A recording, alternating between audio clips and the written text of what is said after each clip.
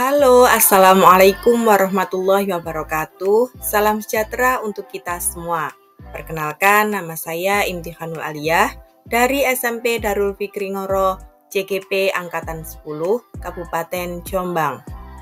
Di sini saya akan memaparkan mengenai aksi nyata modul 1.4 mengenai penyebaran pemahaman dan penerapan pengalaman budaya positif. Yang pertama, video mengenai penyebaran pemahaman kepada rekan guru di SMP Darul Fikri Ngoro. Selamat menyaksikan. Assalamualaikum warahmatullahi wabarakatuh.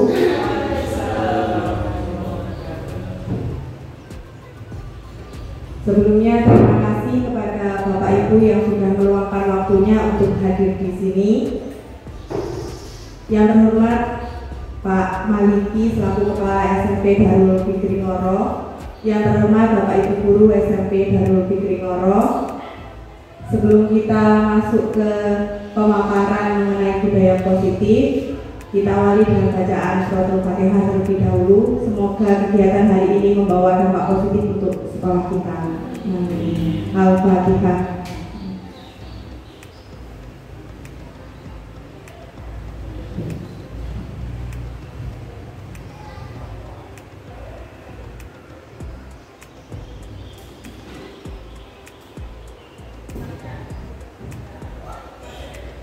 Nah, saya di sini akan melakukan penyebaran pemahaman dan penerapan pengalaman terkait budaya positif.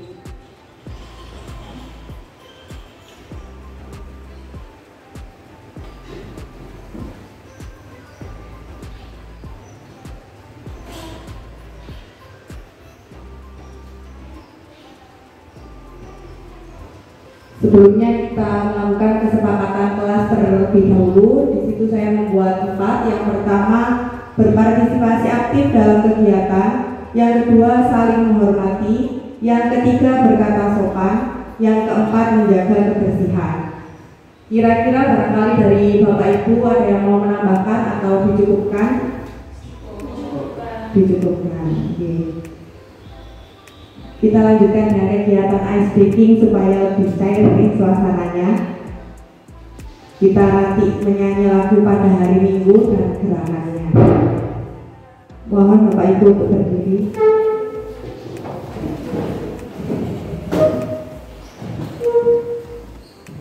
Sambil menyanyi Bapak Ibu. Di gerakannya, di tangannya diganda terlebih dahulu, kemudian ke depan, terus ke belakang, terus ke bahu kanan, bahu kiri, tangan ke atas satu, kemudian yang kiri juga diangkat, kemudian siap Bapak Ibu? Siap. Pada hari Minggu ku turun ayah ke kota, naik delman istimewa, ku duduk di muka, ku duduk samping Pak Kusir yang sedang bekerja, mengendali kuda supaya baik jalannya. Tuk tik tak tik, tuk tik tak tik, tuk tik tak tik tuk. Tuk tik tak tik, tuk tik tak tik tuk, suara sepatu kuda. Silakan duduk kembali Bapak Ibu. Barangkali bisa dipakai untuk kegiatan pembelajaran. Nah, agenda kita hari ini yang pertama pembukaan, yang kedua eksplorasi konsep. Di dalam eksplorasi konsep nanti ada kegiatan diskusi, kemudian dilanjutkan kegiatan refleksi. Nah, ini ada 3 pertanyaan pemantik. Yang pertama, hukuman dapat mendisiplinkan anak. Kira-kira Bapak Ibu setuju atau tidak setuju? Hukuman dapat mendisiplinkan anak. Bagaimana Bu Faiz? Tidak setuju. Tidak setuju. Kemudian yang kedua, pemberian hukuman dengan hal positif seperti membaca atau membersihkan halaman sekolah dapat meningkatkan disiplin anak. Bagaimana menurut Bapak Ibu? Setuju. Kemudian kita lanjutkan ke poin yang ketiga, memberi penghargaan dapat meningkatkan motivasi belajar anak. Setuju. Baik, kita lanjutkan ke materinya. Nah, topik dalam eksplorasi konsep ada 6. Yang pertama, disiplin positif dan nilai-nilai kebajikan universal. Yang kedua, teori motivasi, hukuman dan penghargaan, serta restitusi. Yang ketiga, keyakinan kelas. Yang keempat, kebutuhan dasar manusia dan dunia berkualitas. Yang kelima, restitusi, 5 posisi kontrol. Yang keenam, restitusi terkait segitiga restitusi. Eksplorasi konsep yang pertama yaitu disiplin positif dan nilai-nilai kebajikan universal. Nah, ini ada perubahan paradigma, ada kegiatan kepalan tangan, ada A dan B, Anda dan teman Anda. Kemudian salah satunya saudara secari kertas kecil, tuliskan benda atau sesuatu yang sangat berharga untuk Anda. Letakkan di salah satu tangan Anda dan genggam benda atau sesuatu tersebut dengan segala daya. Buatlah sebuah kepalan. Teman Anda, B, akan mencoba dengan sekuat tenaga dengan berbagai cara untuk meminta Anda memberikan benda tersebut. B bisa membujuk, mengancam, menghardik, merayu, menyuapi apa saja yang dapat membuka kepalan tangan Anda. Nah, selanjutnya apa yang terjadi? Barangkali ada yang mau mendemonstrasikan? Ya, silakan Bu Ais.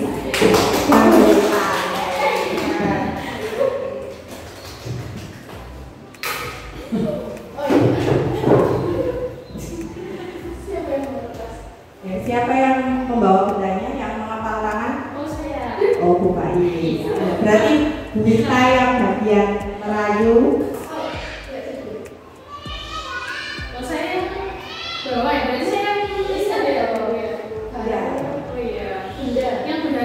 Iya, yang berharga.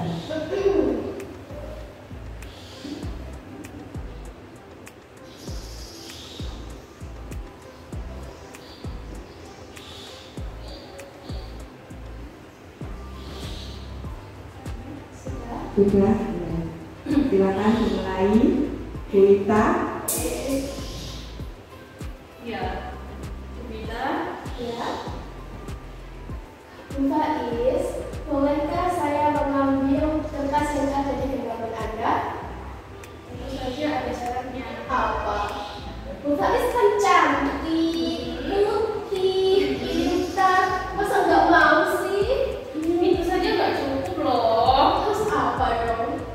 Kira-kira Bu Ita hafal nggak lagu Naik-Naik ke Puncak Gunung? Naik-naik ke puncak gunung? Iya. Yang lain boleh? Ada opsi balonku ada 5. Oh boleh, belum ada 5. Iya. Tapi janji ya, nanti kamu kasih itu. Janji. Oke. Berarti nyanyi dulu balonku ada 5. Iya, tapi sambil gendeng kan. Waduh, gimana? Jadi nggak usah belakang aja. Iya, nggak usah. Ya. Oke, kita mulai ya. 1, 2, 3.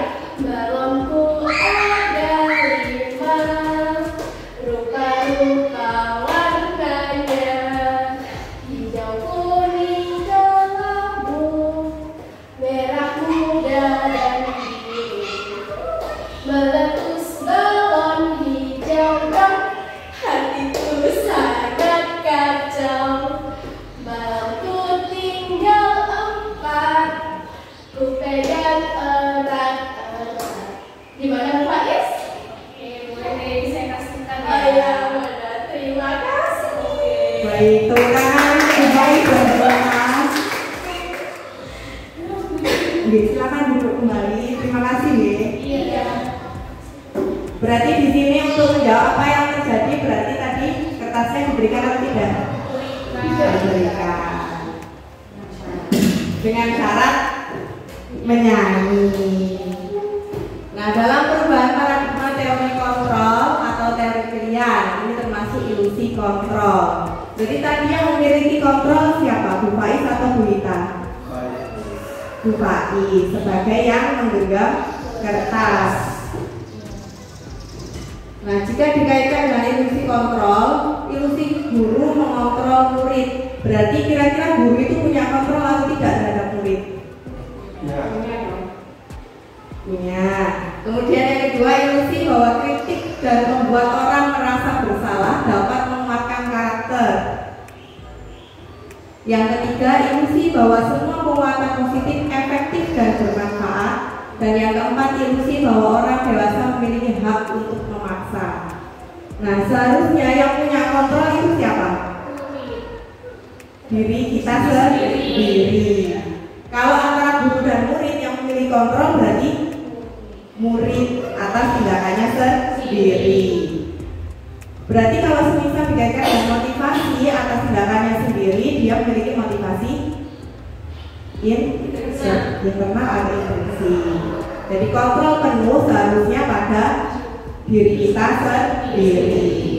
Jadi ilusi guru mengontrol murid itu sebenarnya cuma ilusi, harusnya tindakannya semuanya ada pada murid sebagai siapa pengambil keputusan. Kemudian perubahan paradigma stimulus respon, teori kontrol atau teori pilihan. Siapa sesungguhnya yang memiliki kontrol? Untuk stimulus respon, kita mencoba mengubah orang agar berpandangan sama dengan kita. Namun pada teori kontrol, kita berusaha memahami pandangan orang lain tentang dunia. Berarti kita harus memahami sudut pandang orang lain.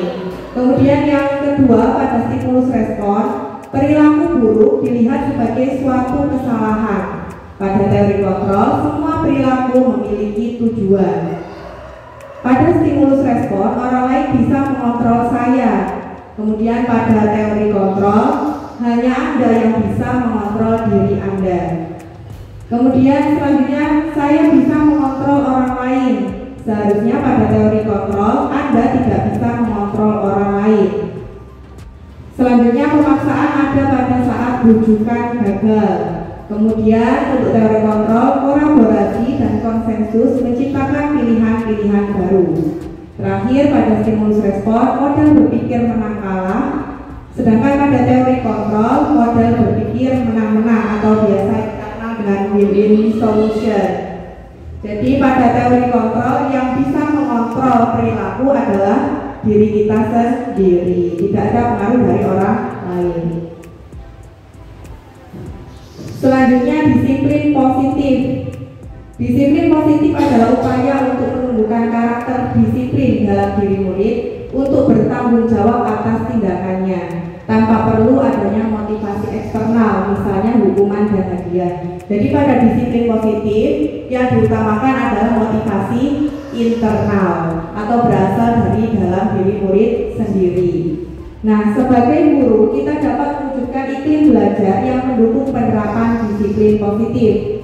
Yang pertama ini saya contohkan, memberikan teladan sikap positif baik antar guru maupun kepada murid.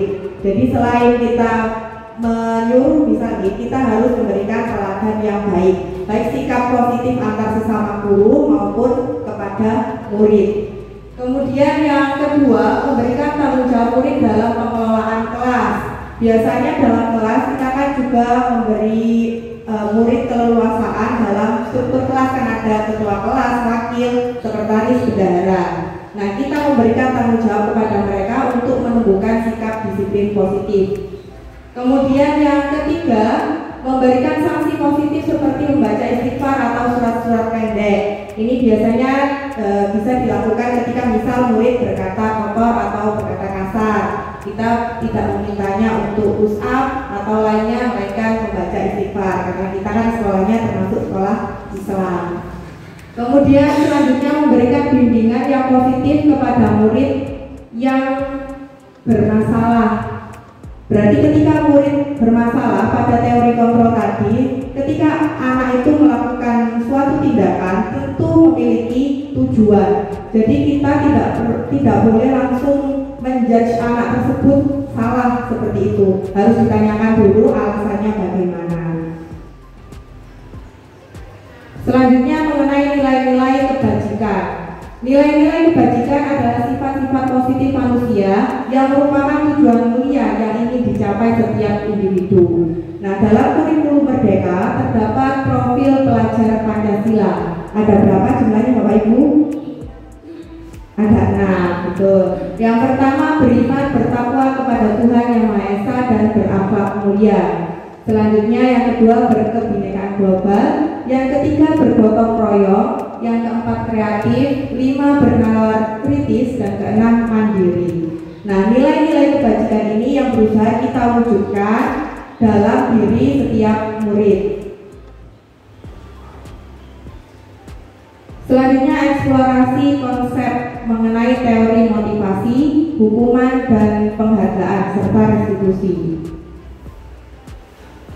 Untuk motivasi perilaku manusia dibagi menjadi 3. Yang pertama, untuk menghindari ketidaknyamanan atau hukuman. Kemudian yang kedua, untuk mendapatkan imbalan atau penghargaan dari orang lain. Kedua motivasi ini tergolong motivasi eksternal. Kemudian selanjutnya yang ketiga, untuk menjadi orang yang mereka inginkan, menghargai diri sendiri dengan nilai-nilai yang mereka percaya. Ini baru motivasi internal. Jadi untuk penghargaan itu termasuk motivasi eksternal.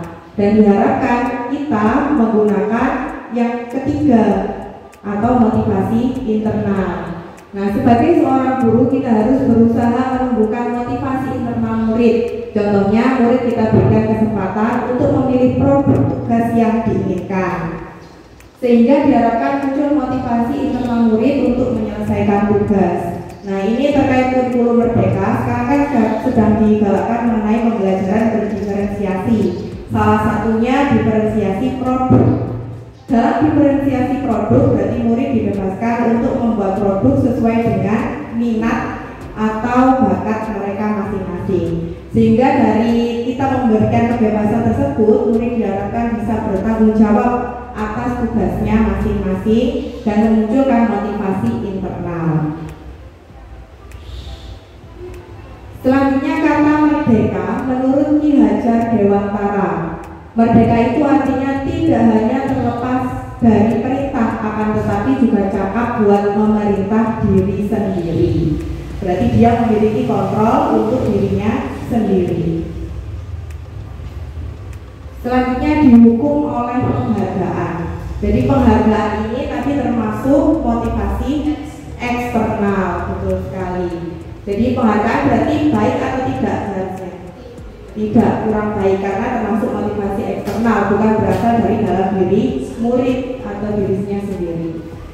Bahwa penghargaan berlaku sama dengan hukuman, dalam arti meminta atau membujuk seseorang melakukan sesuatu, seperti tadi Bu Wita yang membujuk Bu Faiz untuk membuka kepala tangannya, untuk memenuhi suatu tujuan tertentu dari orang yang meminta atau membujuk. Dorongannya eksternal dan akan ada faktor ketergantungan.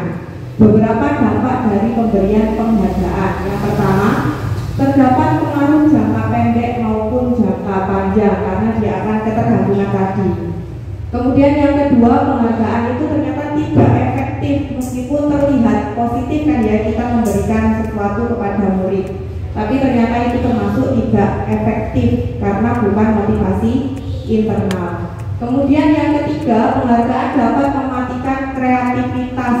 Dia hanya terpacu untuk mendapatkan apa yang ingin dia peroleh, tidak memunculkan ide-ide dalam dirinya. Kemudian 4, penghargaan dapat menurunkan kualitas. Yang kelima, penghargaan mengurangi motivasi intrinsik karena tadi termasuk motivasi eksternal atau dari orang lain. Selanjutnya, bentuk program kebajikan atau apresiasi. Dalam memberikan apresiasi atau pengakuan perlu diingat beberapa hal. Kalau semisal kita ingin mengapresiasi murid atau memberi pengakuan, yang pertama beri pengakuan secara khusus. Berarti tindakannya apa yang ingin diberikan apresiasi. Kemudian yang kedua, beri pengakuan secara pribadi. Disebutkan misalnya namanya siapa. Kemudian yang ketiga, beri pengakuan kepada semua murid secara bergantian, karena setiap murid itu memiliki kebaikan yang dapat diapresiasi. Kemudian yang keempat, beri pengakuan secara konsisten, berarti secara terus-menerus kepada murid tadi secara bergantian. Kemudian yang kelima, fokus pada proses. Jadi meskipun misal tugas anak-anak itu kurang bagus menurut kita, tapi kita tetap memberikan apresiasi dari usaha yang telah mereka keluarkan atau mereka lakukan. Selanjutnya contoh pengakuan atau apresiasi kebajikan. Nah, kita bisa memberikan kata-kata seperti ini pembukanya. Kemarin saya perhatikan nilai kebajikannya, rasa empatimu besar sekali. Sedangkan situasinya pada saat menolong murid baru di kelas kita. Misal ada murid baru yang kesusahan mencari kamar mandi, dia memberikan pertolongan untuk mengantarkan ke kamar mandi. Kita memberikan apresiasi kepada dia. Kemarin saya perhatikan rasa empatimu besar sekali. Jadi khusus ditujukan pada saat dia melakukan kebaikan tadi, pada saat menolong murid baru di kelas kita. Selanjutnya contoh yang kedua, saya menghargai kepedulianmu pada saat kamu membantu teman-temanmu di tugas kelompok. Kemudian yang ketiga contohnya, terima kasih untuk rasa tanggung jawabmu pada saat memungut kertas-kertas yang berserakan di lantai. Jadi apresiasi kebajikan yang dilakukan secara khusus kepada siswa tertentu atas tindakan pada situasi tertentu. Kemudian ini ada tugas perbedaan hukuman dan konsekuensi. Hukuman dan konsekuensi tentu berbeda. Yang pertama, mencatat 100 kali di dalam buku kalimat saya tidak akan terlambat lagi karena terlambat ke sekolah.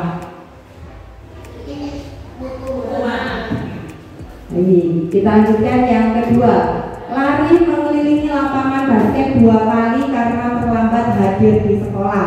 Kira-kira hukuman. Yang ketiga, murid diminta untuk push up 15 kali karena tidak menggunakan masker ke sekolah. Yang keempat, menggantikan kertas tugas teman yang telah dicoret-coret. Selanjutnya, membersihkan tumpahan air di meja tulis karena tersenggol pada saat belajar. Selanjutnya, murid disuruh untuk tidak mengenakan sepatu seharian di sekolah karena tidak mengenakan sepatu hitam. Hukuman atau konsekuensi? Baik, kita lanjutkan. Lari mengelilingi lapangan basket 2 kali karena terlambat 10 menit untuk pelajaran PJOK. Hukuman atau konsekuensi? Lari mengelilingi lapangan basket 2 kali karena terlambat 10 menit untuk pelajaran PJOK. Baik, kita lanjutkan. Nah, ini jawabannya. Yang termasuk konsekuensi ini ada di poin keempat, menggantikan kertas tugas teman yang telah dicoret-coret. Kemudian ada di poin kelima, membersihkan tumpahan air di meja tulis karena tersenggol pada saat belajar. Nah, untuk lari mengelilingi lapangan basket 2 kali ini termasuk konsekuensi karena terkait pelajaran PJOK. Kecuali kalau semisal ada pelajaran IPA misalnya, dia terlambat kemudian diminta lari lapangan basket 2 kali, itu termasuk hukuman. Jadi ini masih relevan antara hukuman dengan pelajaran yang siswa tadi terlambat, maka termasuk konsekuensi. Kira-kira bisa dipahami atau tidak Bapak Ibu? Baik, kita lanjutkan. Perbedaan hukuman dan konsekuensi. Yang pertama, kalau hukuman sesuatu yang menyakitkan harus terjadi. Kalau konsekuensi sesuatu memang harus terjadi karena tindakannya tadi.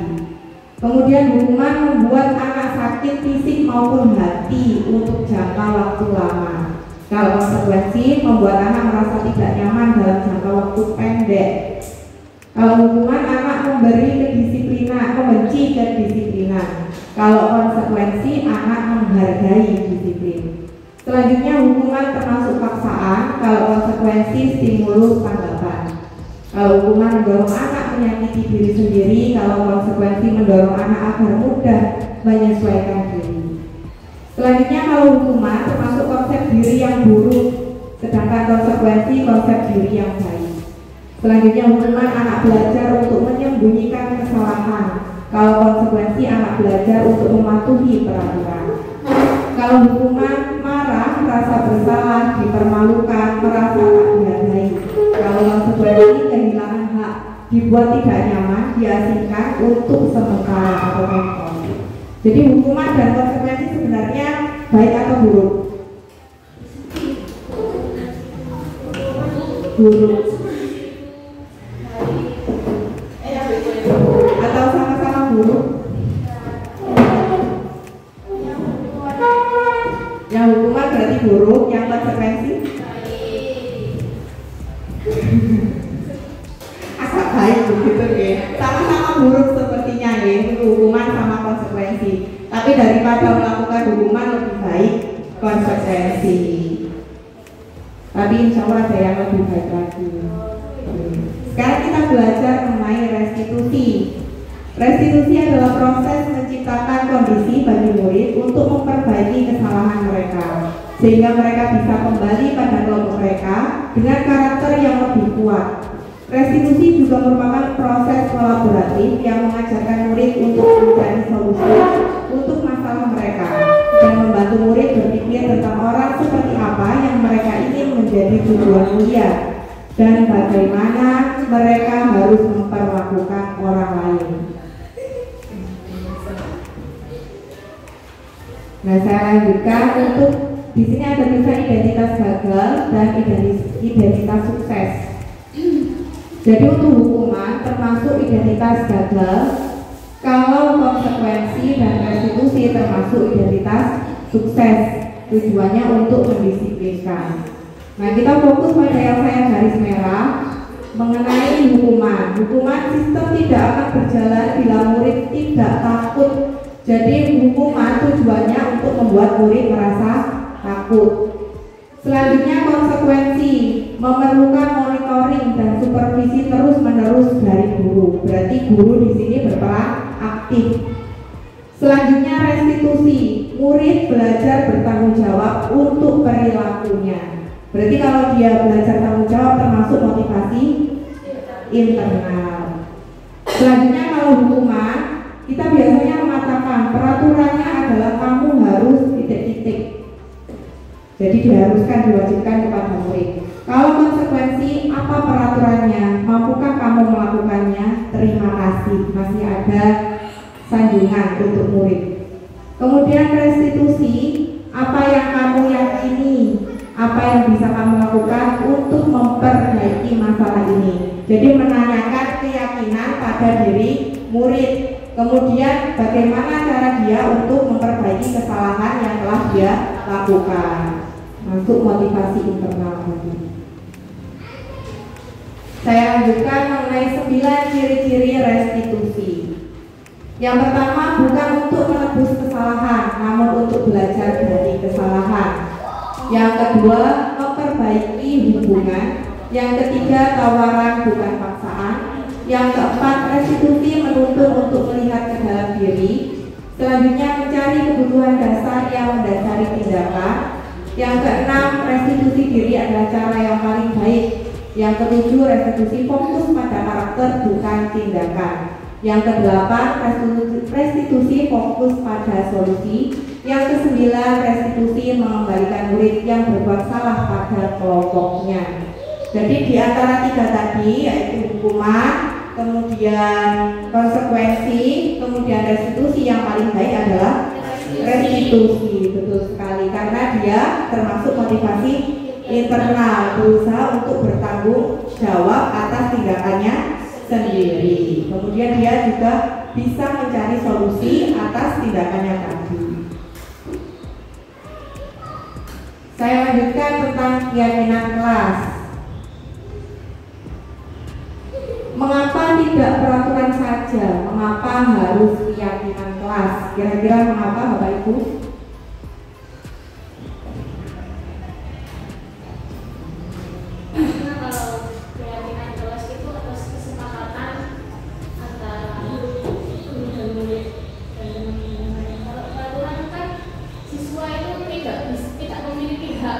untuk menyuarakan pendapatnya. Betul sekali. Tepuk tangan untuk Bu Faiz. Jadi peraturan biasanya hanya dibuat sepihak, misalnya dibuat oleh pihak sekolah. Tapi kalau keyakinan itu ada kesepakatan antara murid dan guru, dan semuanya harus melaksanakan keyakinan yang telah dibuat. Kenapa tidak kesepakatan? Apa? Kenapa bahasanya keyakinan tidak kesepakatan kelas? Bahasa keyakinan dan kesepakatan kelas keduanya sepertinya sama nih, keyakinan dan kesepakatan kelas. Yakin di sini dimaksudkan untuk dirinya meyakini atau percaya dengan nilai-nilai kebajikan tadi, misalnya saling menghormati, kemudian bertanggung jawab. Jadi bahasanya di sini menggunakan keyakinan. Nah, setelah diyakini maka nilai-nilai tadi disepakati. Maka ada juga yang menggunakan bahasa kesepakatan. Begitu. Kalau kesepakatan itu terjadi imbal balik interaksi. Ya. Kalau keyakinan itu cenderung ke pribadi. Ya, nilai-nilai yang diyakini awalnya kan untuk membuat kesepakatan. Betul. Terima kasih Bu Zara sudah menambahkan. Dari keyakinan muncul kesepakatan.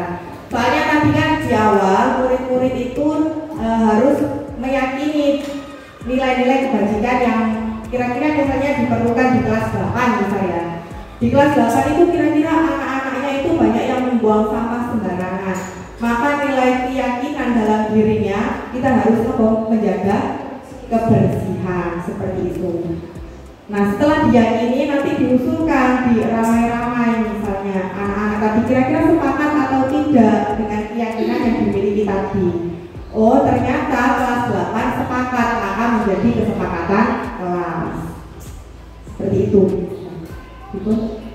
Cuma bagi saya bahasanya kurang cocok ya. Kalau kenapa harus keyakinan kelas? Kalau kelas itu kan kebersamaan, kalau keyakinan itu bersama. Iya. Tapi keyakinan, iya.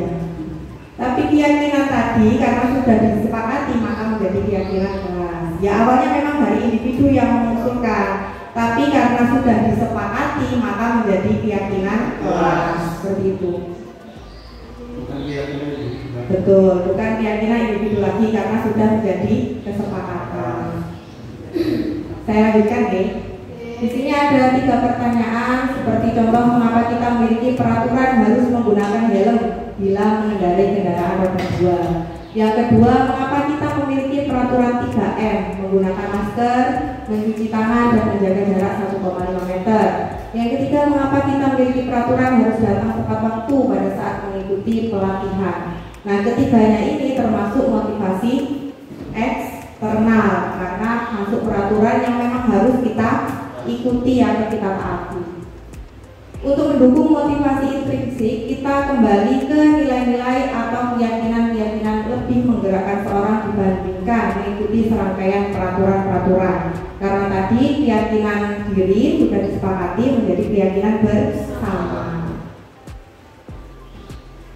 Nah, terkait hal itu peraturan kelas ini berarti kalau misal dibuat strata termasuk strata paling rendah ini peraturan kelas karena bukan kesepakatan semua anggota kelas.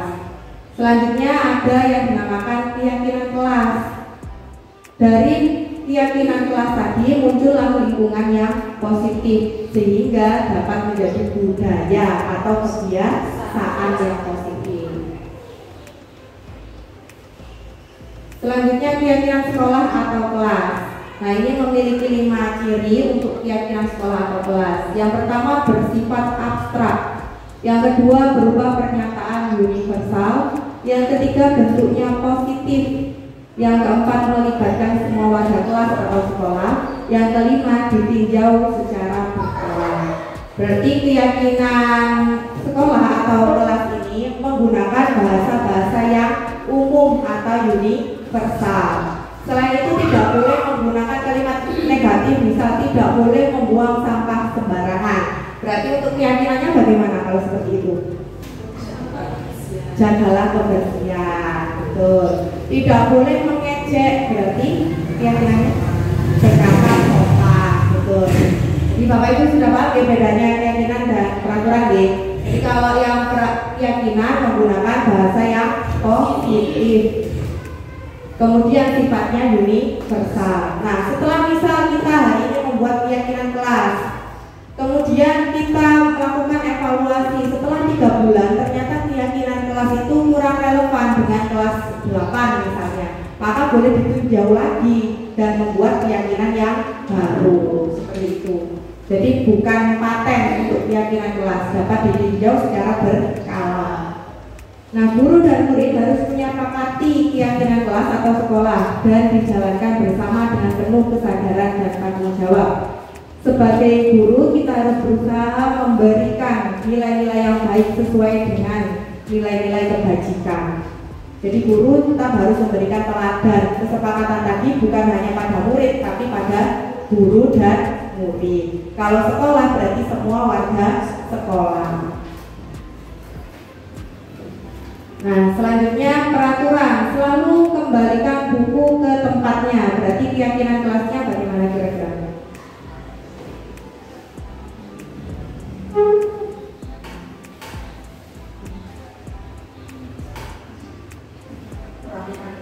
Merapikan barang. Yang kedua, dilarang mengganggu orang lain. Saling menghormati atau menghormati orang lain. Ketiga, hadir di sekolah 15 menit sebelum pembelajaran dimulai. Datang tepat waktu. Selanjutnya dilarang melakukan kekerasan.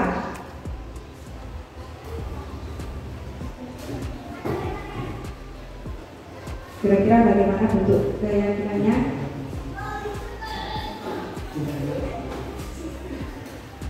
Apa Pak? Cintailah temanmu. Cintailah temanmu. Selanjutnya dilarang menggunakan narkoba.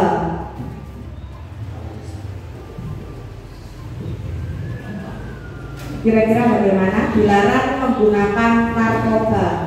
Bentuk positifnya?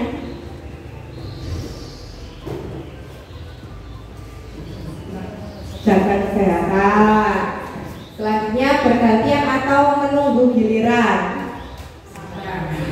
Sabar, antri. Gunakan masker. Jaga kesehatan. Jangan berlari di kelas atau koridor. Tertib.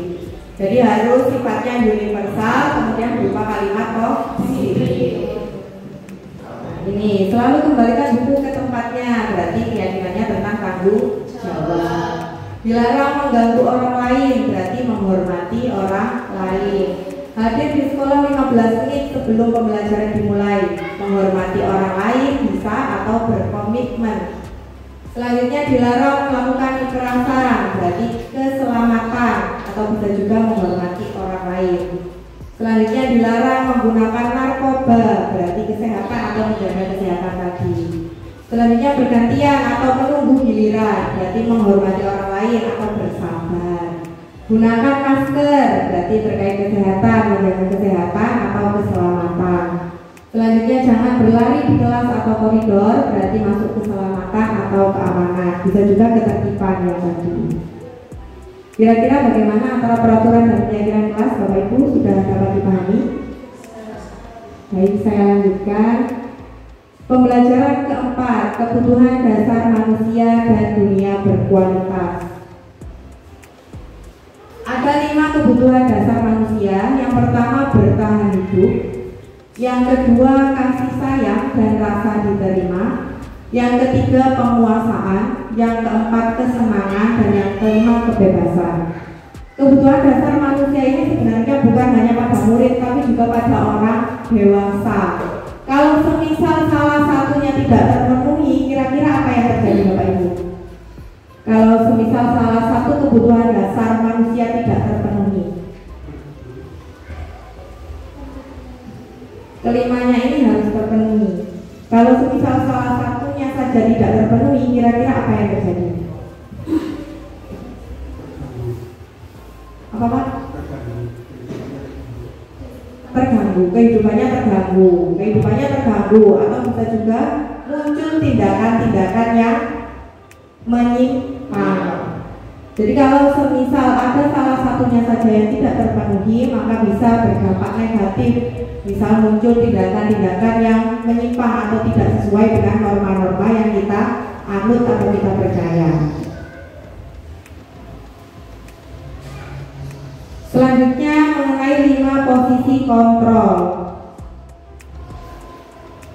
Posisi kontrol restitusi di sini ada 5. Yang pertama penghukum, yang kedua pembuat merasa bersalah. Keduanya ini termasuk perilaku kontrol negatif. Yang ketiga sebagai teman, yang keempat pemantau, termasuk perilaku kontrol positif. Untuk perilaku kontrol negatif dan positif ini termasuk motivasi eksternal. Nah, yang kelima sebagai manajer ini termasuk kontrol diri dan tergolong motivasi internal. Jadi yang paling baik berarti yang mana Bapak Ibu? Sebagai manajer. Nah, sebagai guru kita harus berusaha mengambil posisi sebagai manajer dengan melakukan sesuatu bersama dengan murid. Kita juga harus berusaha menjadikan murid sebagai manajer bagi dirinya sendiri, sehingga murid memiliki identitas tersendiri yang diharapkan mengarah pada hal positif. Misalnya ketika murid melakukan kesalahan, sebagai manajer kita berusaha mengarahkan murid untuk menyadari kesalahannya dan bertanggung jawab atas tindakannya sendiri.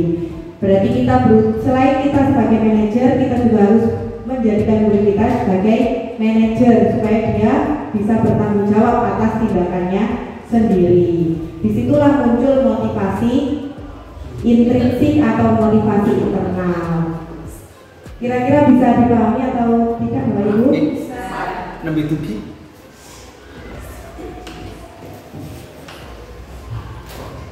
Selanjutnya ada pernyataan, saya kecewa sekali dengan kamu. Kira-kira siapa yang mengatakan? Posisi yang mana? Tadi posisinya ada 5, penghukum, pembuat merasa bersalah, teman, pemantau, atau manajer. Membuat merasa bersalah. Saya kecewa sekali dengan kamu. Berarti masuk? Baik. Kemudian yang kedua, kamu tidak pernah benar melakukannya. Oh. Yang ketiga, ayolah lakukan demi ibu atau bapak.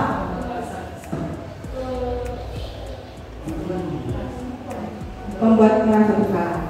Baik, kita lanjutkan. Apakah kamu mendapatkan stiker bintang hari ini?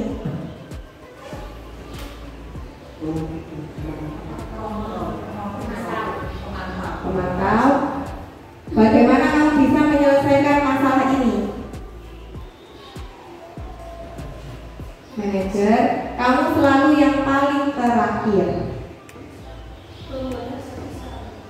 Membuat merasa bersalah. Baik, kita lihat jawabannya. Ya. Saya kecewa sekali dengan kamu. Masuk pembuat merasa bersalah. Betul. Kamu tidak pernah benar melakukannya. Penghukum. Ayolah lakukan demi ibu bapak sebagai teman. Kemudian apakah kamu mau mendapatkan stiker bintang hari ini? Masuk pemantau. Betul. Bagaimana kamu bisa menyelesaikan masalah ini? Masuk manajer. Yang terakhir, kamu selalu yang paling terakhir. Masuk penghukum. Kira-kira bisa membedakan Bapak Ibu?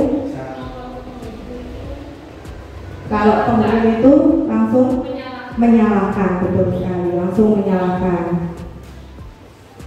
Saya lanjutkan ya. Nah, kita bergerak antara peraturan, pemantau, konsekuensi atau hadiah. Nah, nilai-nilai manajer memperbaikinya. Tadi yang paling baik adalah posisi sebagai manajer karena dapat menimbulkan motivasi internal. Pembelajaran ke-6, segitiga restitusi. Nah, segitiga restitusi ini memiliki 3 langkah. Yang pertama, menstabilkan identitas. Kita bisa mengatakan setiap orang pasti pernah melakukan kesalahan. Yang kedua, validasi tindakan yang salah. Kita bisa mengatakan kamu tentu punya alasan mengapa melakukan itu. Kemudian selanjutnya menanyakan keyakinan. Keyakinan kelas apa yang telah kita sepakati. Jadi di langkah awal tadi kita berusaha untuk mengubah identitas gagal menjadi identitas sukses, bahwa semua orang dapat melakukan kesalahan. Kemudian yang kedua, validasi tindakan yang salah. Semua tindakan pasti memiliki alasan. Jadi kita harus menanyakan alasan yang melakukan tindakan tersebut. Bisa saja salah satu kebutuhan dasar tadi tidak terpenuhi. Kemudian menanyakan keyakinan, karena kita tadi sudah membentuk keyakinan kelas atau keyakinan sekolah, kita tanyakan kira-kira tindakannya tadi sesuai atau tidak dengan keyakinan yang sudah disepakati. Penerapan segitiga restitusi berkaitan dengan posisi kontrol guru sebagai manajer. Hal ini dapat diwujudkan dengan mewujudkan sikap mandiri dan bertanggung jawab murid atas tindakan yang dia lakukan. Jadi tujuannya tetap untuk menumbuhkan motivasi internal berupa rasa tanggung jawab dan kemandirian dalam menyelesaikan masalah. Nah, ini video praktik segitiga restitusi dari saya. Masih ala kadarnya ya Bapak Ibu.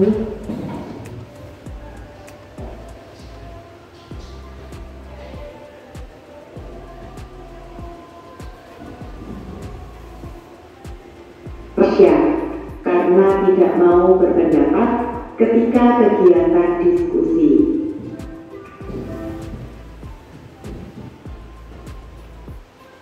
Ke-8, SMP Darul Fikri Ngoro marah kepada temannya yang bernama Rasya karena tidak mau berpendapat ketika kegiatan diskusi.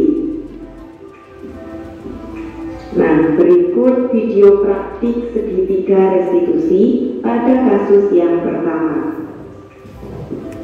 Hipa, ibu tadi mendengar dari Nur bahwa kamu marah dengan Rasya ketika kegiatan kelompok.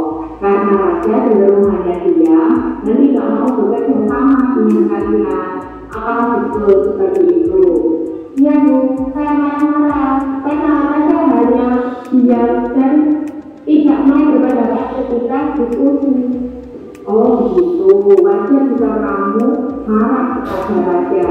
Jika ibu ada di posisi kamu, ibu akan melakukan hal yang sama. Lihat lalu apa? Pada tahap yang pertama tadi, ketika menstabilkan identitas, kira-kira apa yang saya katakan untuk menstabilkan identitas tadi?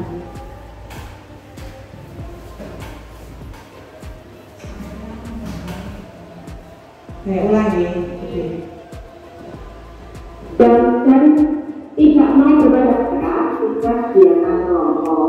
Karena Rasya cenderung hanya diam dan tidak mau bekerja sama dengan kalian. Apakah betul seperti itu? Iya Bu, saya marah-marah karena Rasya hanya diam dan tidak mau berpendapat ketika diskusi. Oh begitu, wajar jika kamu marah kepada Rasya. Jika ibu ada di posisi kamu, ibu akan melakukan hal yang sama. Lihat lalu.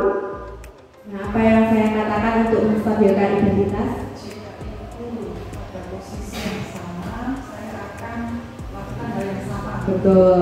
Jadi kita memposisikan diri kita sebagai murid. Jika ibu berada di posisi kamu, ibu akan melakukan hal yang sama. Berarti kita mencoba untuk menstabilkan identitasnya tadi dari identitas gagal menjadi identitas sukses. Seperti itu. Jadi semua orang bisa melakukan kesalahan. Selanjutnya pada langkah yang kedua, validasi tindakan yang salah. Lalu apa yang kamu lakukan terhadap Rasya? Saya mengaku, saya membuka Rasya dan membaca buku yang ada di depannya. Oh begitu, kamu berbuat seperti itu pasti ada alasannya. Iya Bu, saya tidak bisa diam saja. Saya dan dua teman saya berusaha untuk memecahkan persoalan, sedangkan Rasya hanya diam dan melamun, bukunya pun tidak dibuka. Oh begitu, wajar jika kamu marah terhadap Rasya. Itu juga malu dengan kamu karena kamu tidak melakukan hal yang lebih buruk dari itu, misalnya memukul Rasya. Nah, yang kedua, validasi tindakan yang salah. Kira-kira apa yang saya katakan tadi?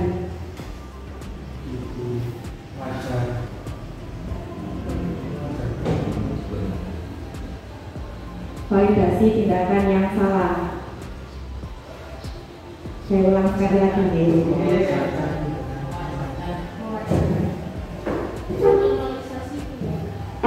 Dan membaca buku yang ada di depanmu marah kepada raja.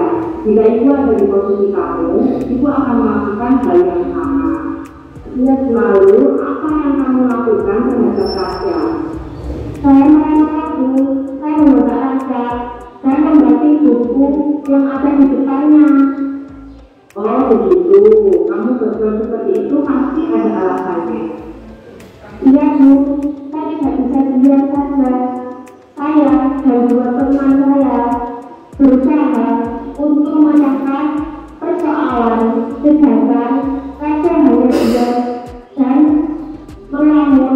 Bukunya pun tidak dibuka. Oh begitu, wajar jika kamu marah terhadap raja. Itu juga salut dengan kamu karena kamu tidak melakukan hal yang lebih buruk dari itu, misalnya memukul raja. Sekarang coba kita pikir. Nah, apa yang saya katakan tadi untuk validasi tindakan yang salah?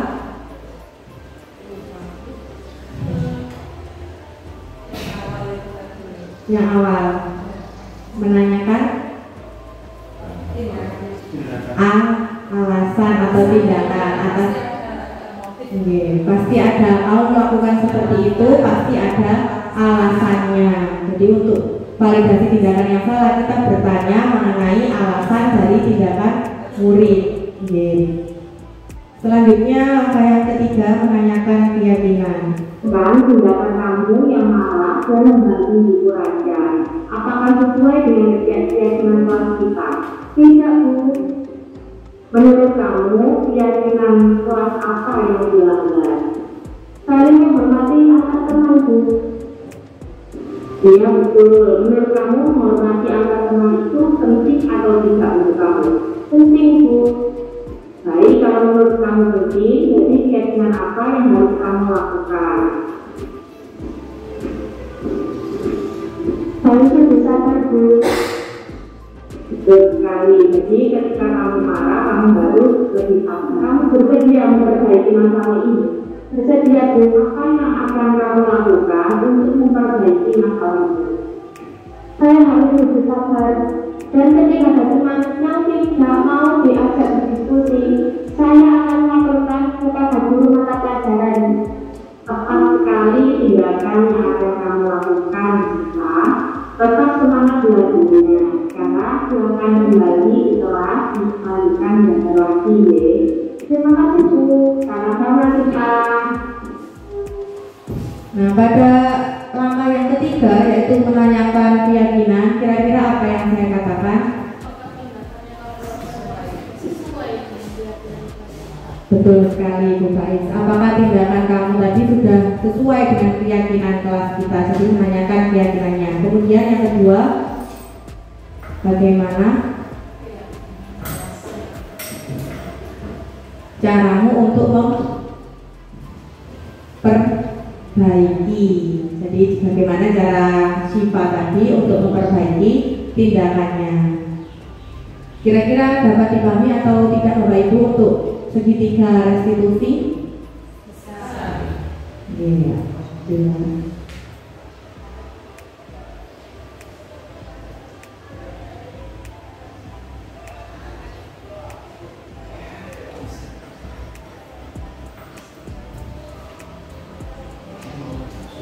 Nah, ini mengenai kaitan materi yang telah kita pelajari tadi.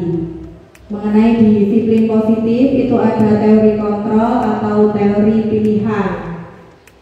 Anda tidak bisa mengontrol orang lain, hanya Anda yang bisa mengontrol diri Anda sendiri. Seperti tadi yang sudah dipraktikkan oleh Bu Faiz dan Bu Wita, yang bisa mengontrol untuk membuka tangan atau menggenggamnya siapa? Bu Faiz atau Bu Wita? Bu Faiz yang bisa mengontrolnya. Bu Faiz tadi mengajukan syarat untuk bernyanyi, yang seperti itu ya tadi. Kemudian selanjutnya, semua perilaku memiliki tujuan. Selanjutnya model berpikir menang-menang atau win-win solution tadi, kolaborasi dan konsensus menciptakan pilihan-pilihan baru. Selanjutnya berkaitan dengan realitas atau kebutuhan kita yang berbeda.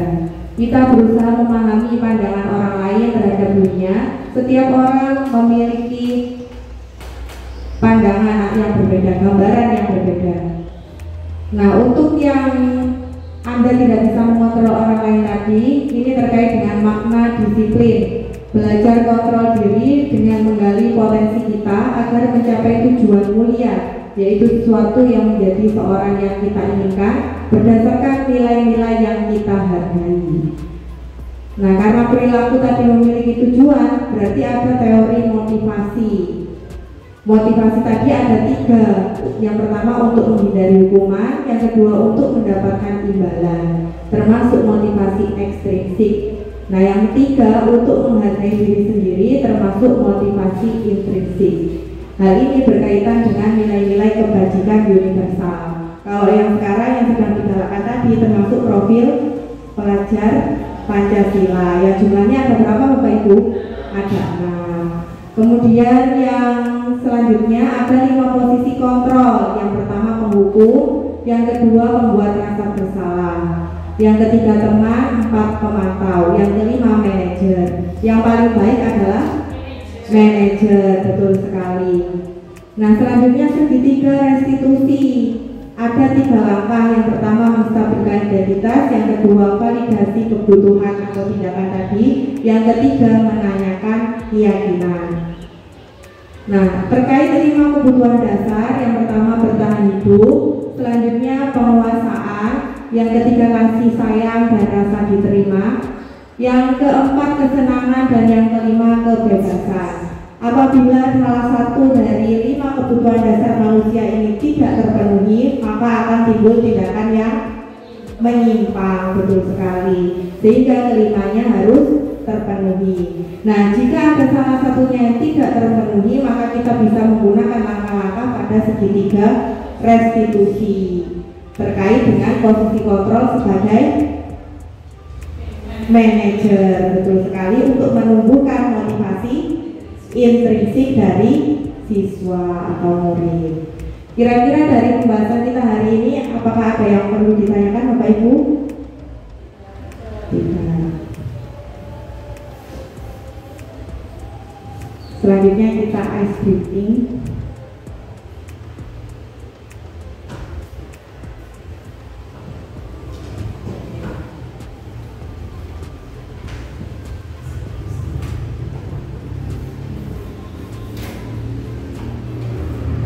Disimak video berikut Bapak Ibu.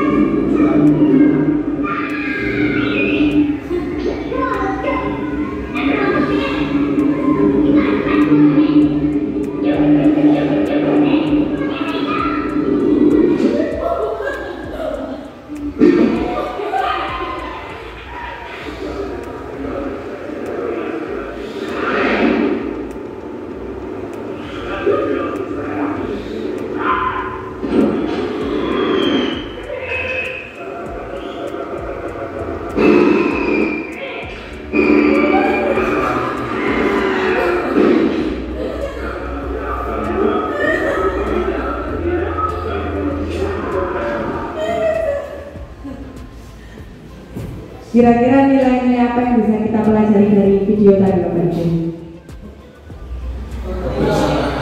Betul, gotong royong atau kerja sama. Jadi kita sebagai guru di SMP Darul Fikri Ngoro harus saling bekerja sama untuk menumbuhkan budaya positif, baik dari diri kita pada sesama guru atau kepada karyawan maupun kepada murid. Bahkan kepada siapa? Wali murid. Jadi semuanya harus saling bekerja sama, bergotong royong, betul sekali, supaya murid itu kalau misal dengan wali murid, berarti dia juga menerapkan budaya positif di mana? Di rumah, bukan hanya di sekolah. Jadi budaya positif diharapkan dapat tertanam pada jiwa murid untuk dilakukan di mana saja murid berada. Karena kita ingat posisi kita sebagai guru hanya dapat mengendalikan siswa di sekolah, sedangkan di luar sekolah dia memiliki lingkungan yang berbeda. Salah satu untuk dapat mewujudkannya dengan bekerja sama tadi. Selanjutnya kita masuk ke kegiatan refleksi. Ada 4 pertanyaan Bapak Ibu. Yang pertama, hal baru apa yang mengubah paradigma saya yang saya dapatkan? Nah, ini 4 pertanyaan ini mohon waktunya untuk Bapak Ibu mengisi di link yang bawah itu. Bit.ly refleksi budaya positif SLPBM. Oh, ini sebentar.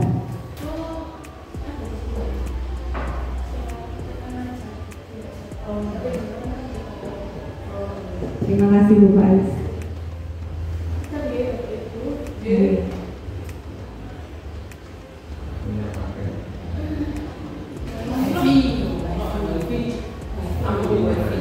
Enggak, nyambung. Pakai ekstra dulu.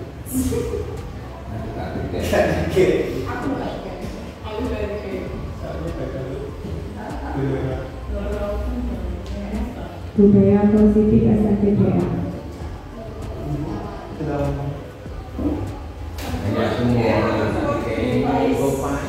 Monggo Bapak Ibu, linknya sudah di-share.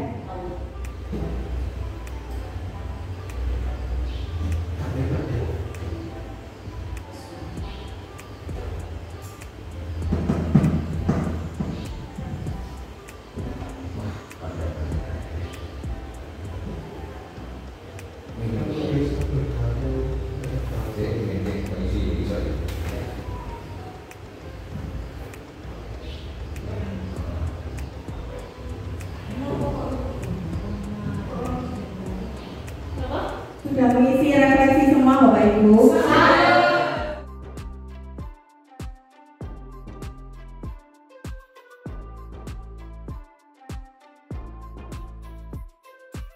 Nah, barangkali ada yang mau mengutarakan pendapatnya?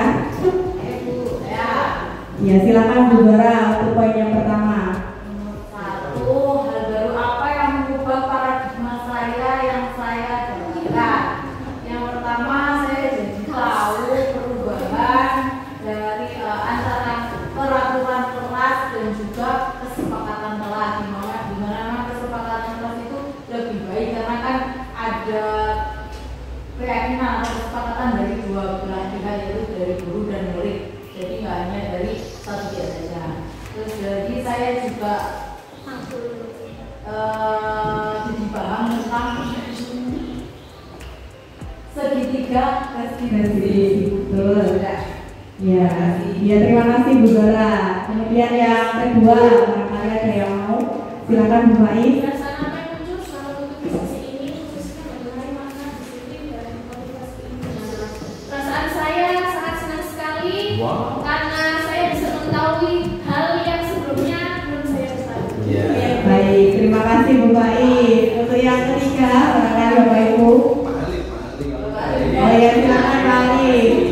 Peran seperti apakah yang saya telah lakukan selama mengikuti kegiatan ini? Jadi jujur selama ini saya lakukan adalah rasa bersalah, sebagai rasa bersalah dan sebagai teman dengan pelajari kegiatan ini saya ingin mencari waktu sebagai manajer. Terima kasih. Ya, terima kasih Pak Adin. Yang keempat. Ya. Iya, monggo. Saya akan menjadi among yang seperti apakah setelah mengikuti kegiatan ini. Jadi insya Allah saya akan menjadi guru yang berperan sebagai manajer ketika seorang siswa itu melakukan kesalahan dan membantu mereka untuk lebih bertanggung jawab lagi. Baik, terima kasih. Tepuk tangan untuk Bapak Ibu kita. Alhamdulillah kita sudah berada di akhir sesi. Saya mohon maaf barangkali tadi ada kesalahan dengan bertutur kata yang menyinggung Bapak Ibu semua. Mohon maaf ya sebelumnya. Alhamdulillah. Terima kasih untuk Bapak Ibu yang berkenan hadir di pertemuan kali ini, yang mau meluangkan waktunya di sini. Semoga dapat menjadi suatu semangat baru, membentuk semangat baru untuk kita semua dalam menumbuhkan budaya positif di SMP Darul Fikri Ngoro. Amin. Mari kita bersama-sama tutup kegiatan hari ini dengan suratul Fatihah. Al-Fatihah.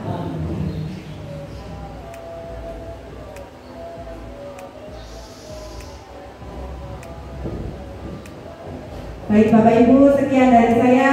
Salah sekali lagi saya mohon maaf dan terima kasih. Saya akhiri. Assalamualaikum warahmatullahi wabarakatuh.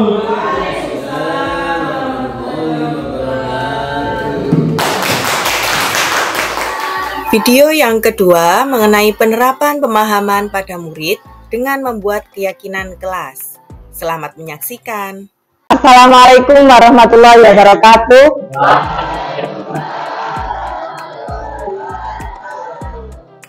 Apa kabarnya hari ini?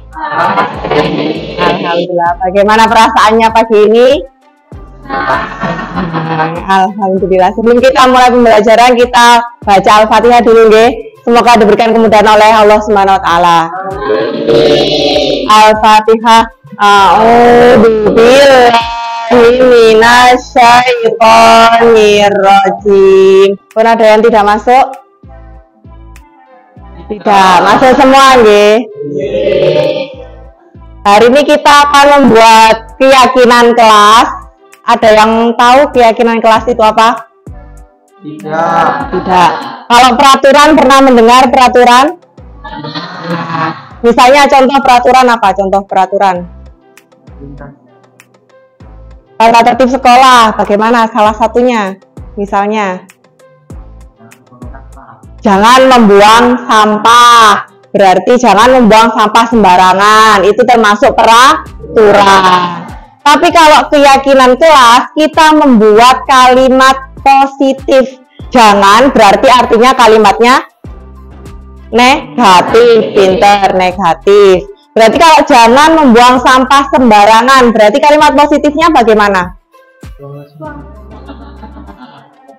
Buanglah sampah di tempatnya atau jagalah kebersihan.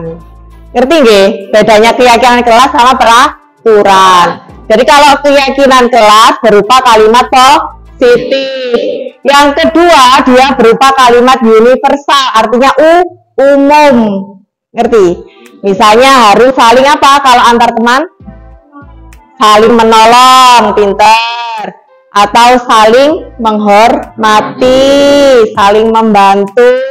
Itu termasuk kalimat yang umum, menjaga kebersihan tadi umum. Ngerti nggih? Terus yang ketiga, untuk keyakinan kelas itu harus kita sepakati bersama. Berarti antara murid dan guru. Kita sama-sama mengeluarkan pendapat.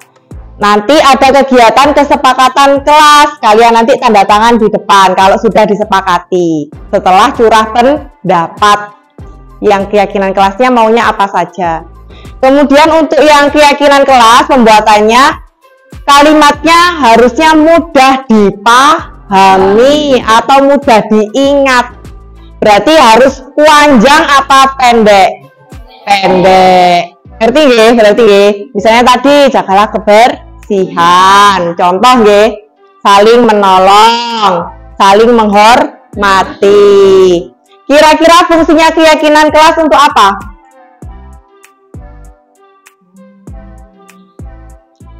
Supaya kalau peraturan, fungsinya untuk apa peraturan? Supaya lebih tertib. Kalau keyakinan kelas, kira-kira bagaimana? Sama, supaya lebih tertib, tapi ada keyakinan dari dirinya sendiri. Percaya bahwa nilai-nilai yang dituliskan atau yang telah disepakati itu penting. Berarti harus belajar bertanggung jawab setelah keyakinannya disepakati. Bisa dimengerti? Oke. Terus untuk keyakinan kelas, selain tadi harus mudah diingat dan mudah dipahami, itu juga bisa dilakukan secara berkala. Misal, ditinjau lagi, oh ternyata keyakinan yang poin pertama ini kurang sesuai di kelas 8. Berarti nanti dibuat keyakinan kelas yang baru. Jadi bisa ditinjau ulang secara berkala. Bisa dimengerti nggih? Nah, nanti setelah ini saya akan membagikan kertas post-it. Nanti kalian tuliskan keyakinan kelas yang kira-kira diperlukan di kelas 8 itu apa. Cuma satu saja, terus nanti ditempelkan di depan di sini. Nanti dari hasil curah pendapat kalian, nanti Ibu kelompokkan, kira-kira yang kelihatannya sama dikumpulkan jadi satu, nanti dituliskan di lembar yang sebelah sana biru, yang sudah disepakati. Bisa dimengerti?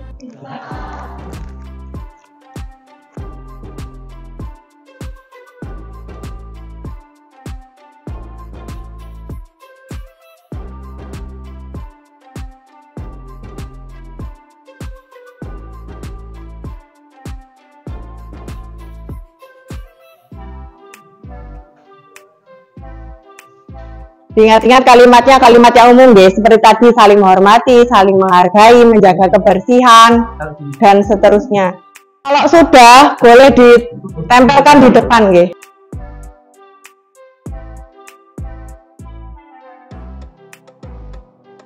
Sekarang saya kelompokkan jadi satu yang sama.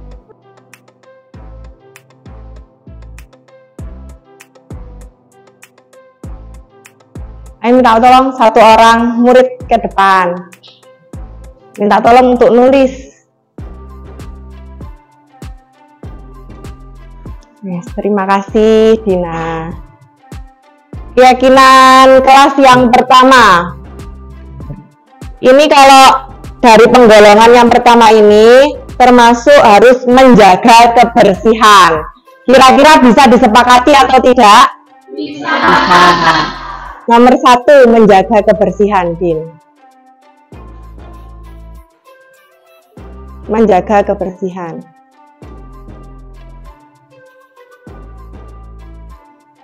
Kemudian untuk yang nomor 2, ini harus saling menghargai.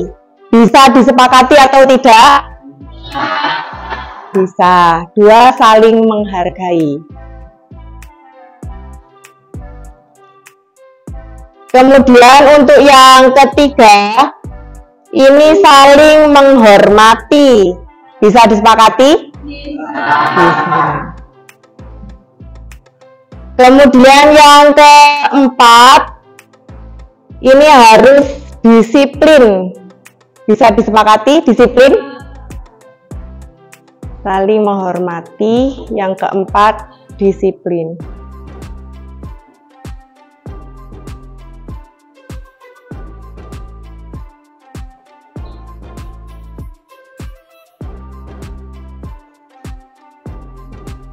Kemudian untuk yang kelima, ini sebenarnya ada 2. Nanti kalian bisa milih dua-duanya boleh, salah satu juga boleh.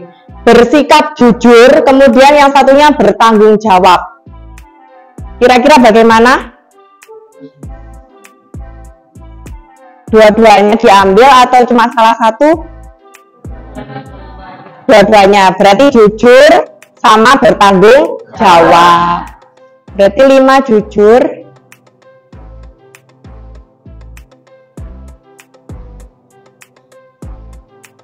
kemudian yang ke-6 bertanggung jawab.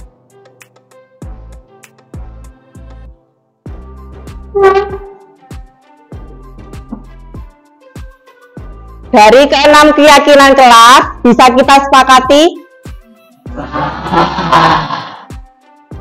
Nah, untuk menunjukkan kesepakatan kalian, kalian nanti di bawah garis ini bisa tanda tangan nggih, bawahnya tanda tangan namanya. Bisa dimengerti nggih? Nggih. Dimulai dari yang laki-laki sebelah sini, silahkan maju. Terima kasih nggih, Din. Nggih.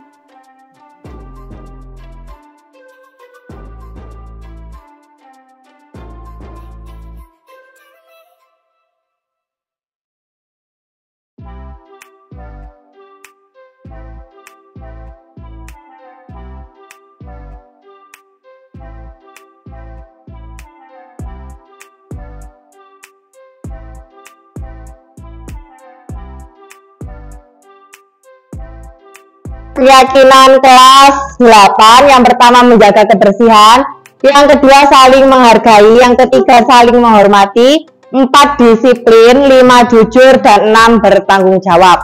Sudah disepakati antara kelas 8 sama guru. Berarti yang menjalankan murid dan guru. Tepuk tangan untuk kelas 8.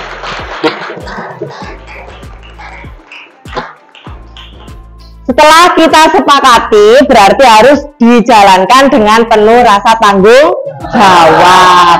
Diyakini dengan sepenuh hati bahwa itu nilai-nilai yang perlu dilakukan di kelas 8. Bisa dimengerti nggih? Nah, sekarang kita masuk ke kegiatan refleksi. Ibu sudah membagikan link di grup WhatsApp. Silahkan dibuka. Ada 3 pertanyaan. Silahkan diisi. Ponselnya dikeluarkan.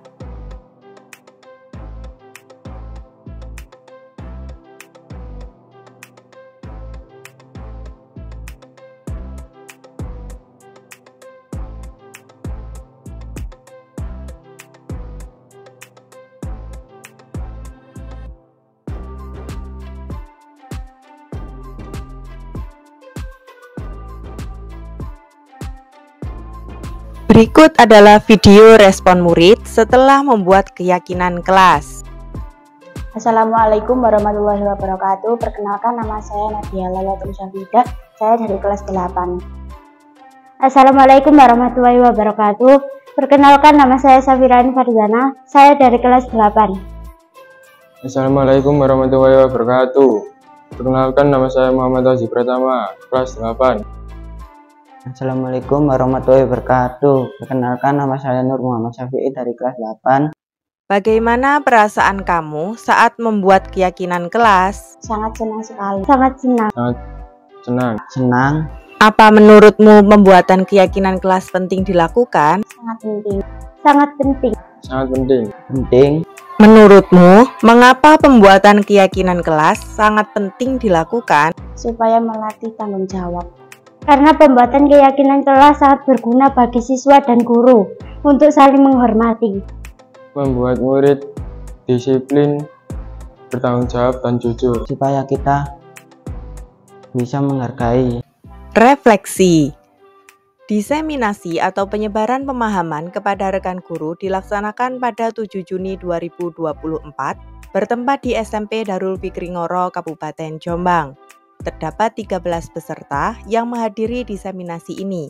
Peserta merasa mendapatkan wawasan baru dan berterima kasih atas ilmu yang didapatkan dalam kegiatan diseminasi tersebut. Pembuatan keyakinan kelas bersama dengan murid kelas 8 SMP Darul Fikri Ngoro dilaksanakan pada 6 Juni 2024. Murid-murid merasa senang dan antusias dalam membuat keyakinan kelas. Keyakinan kelas yang disepakati sebanyak 6 nilai-nilai kebajikan.